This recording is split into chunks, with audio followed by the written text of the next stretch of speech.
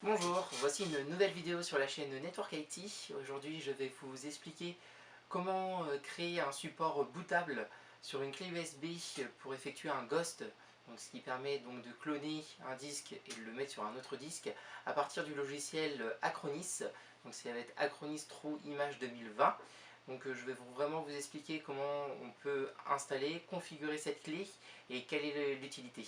A tout de suite. Alors nous voici sur le logiciel Acronis. Donc pour avoir l'option pour la clé bootable, il faut bien prendre Acronis True Image 2020 et il faut payer la licence pour pouvoir accéder à cette option. Alors là, quand on arrive sur cette interface là, vous allez sur le côté gauche où il y a l'emplacement outils, vous cliquez dessus. Après vous allez sur générateur de support de secours. Voilà, vous attendez que cette petite page s'affiche. Ici, donc, on va choisir une méthode de création. Donc, on va prendre la version simple. Ça sera plus simple pour cette vidéo. Hop, donc, ça met un petit moment vu que ça va rechercher la clé. Donc là, ça m'a ouvert mon Explorer, mais j'en ai pas besoin, donc je vais le fermer. Donc ici, il me propose plusieurs options. Nous, on va aller sur clé Acronis. Donc ça, c'est le nom de ma clé USB que j'ai déjà insérée sur mon PC. Donc là, le nom va différer vis-à-vis de votre clé. Mais là, pour le tuto, je l'ai appelé clé Acronis. Donc je vais cliquer dessus. Et là, je vais faire continuer. Donc là, ça va monter toute une petite structure sur la clé en point WIM. Donc ce qui va nous permettre, lorsqu'on va redémarrer l'ordinateur, de pouvoir booter sur la clé directement. Donc on verra ça dans la suite du tuto. Ce qui va nous permettre donc de... Là on va vraiment prendre les options de Ghost et non pas de sauvegarde. Je vous retrouve tout de suite. Donc maintenant le message qui est affiché sur le logiciel nous dit bien que la clé a bien été créée. Donc on va aller voir ça tout de suite. Donc je me rends ici. Je vais sur ce PC. Et ici je vais sur clé USB. Et là on voit qu'il y a plusieurs langues, qu'il y a un boot émergé, un boot émergé.efi. Donc, donc le logiciel a bien créé la clé avec les différentes langues et la langue sera reconnue à partir de la langue insérée sur le BIOS juste avant. Donc là, ce que je vais faire, je vais me rendre sur l'autre ordinateur et on va continuer le tuto. Donc maintenant, comme on a créé notre support pour le Ghost, donc ici j'ai inséré directement ma clé USB donc vis-à-vis d'Acronis, et ici j'ai mis un autre disque. Donc dedans, on va retrouver notre disque d'origine et que je vais ghoster donc tout le système, donc Windows et toutes mes données directement sur ce disque là, et j'ai pris un dock externe en USB pour pouvoir copier les données. Donc maintenant on va se rendre sur l'ordinateur. Donc comme on est sur un ordinateur HP, donc j'ai choisi le menu boot menu. Maintenant je vais directement sur ma clé. Donc ici on va avoir le logo Windows 10 qui va s'afficher. Donc il faut patienter quelques secondes. Donc là la clé, on est en train de booter sur la clé. Donc on va se rendre sur cette clé USB où on a installé juste avant le boot d'Acronis. Donc là il faut patienter un petit peu. Alors là on va arriver sur ce genre d'écran. Maintenant, vous allez prendre votre souris, vous allez sur Outils et utilitaires. Ici, vous avez cloner un disque. Il faut bien prendre cette option-là. Donc maintenant, il va nous choisir un mode de clonage. On va laisser en automatique. Donc là, je clique sur suivant. Alors là, ici, je vais avoir donc plusieurs disques. Donc là, je vais retrouver donc mon disque d'origine. Là, il va demander le disque source. On va choisir le disque d'origine. Donc ça va être celui-ci pour ma part. Donc là, ici, je vais faire suivant. Alors, si présent maintenant, il nous demande donc de sélectionner le disque cible. Alors, pour moi, ça va être le disque 3, ça va être celui-ci. Donc là, je vais faire suivant.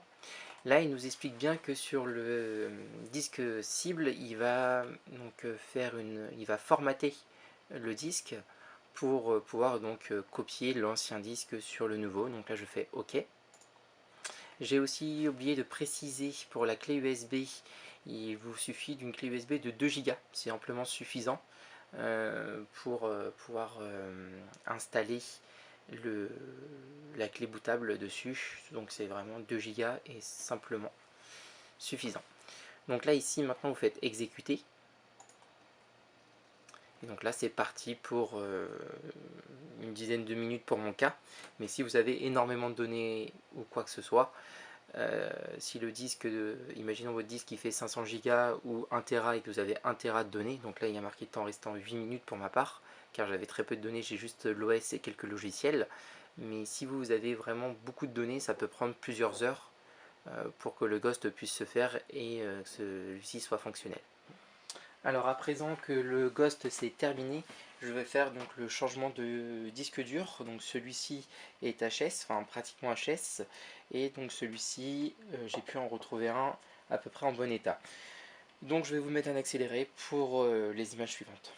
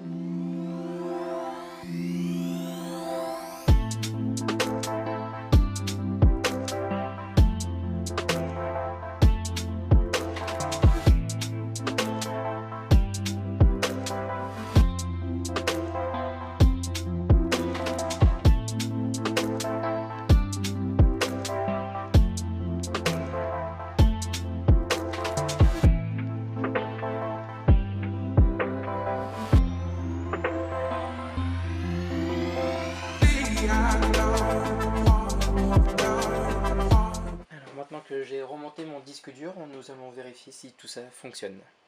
C'est parti. Donc c'est une procédure qui vous permet de ne pas tout réinstaller, de ne pas, de tout réinstaller sur un nouveau disque dur. Ça évite aussi de mettre toutes ces données sur un disque dur externe pour pouvoir les remettre sur un nouveau disque. C'est vraiment une solution qui est plutôt pratique et efficace et vraiment simple d'utilisation pour un utilisateur lambda.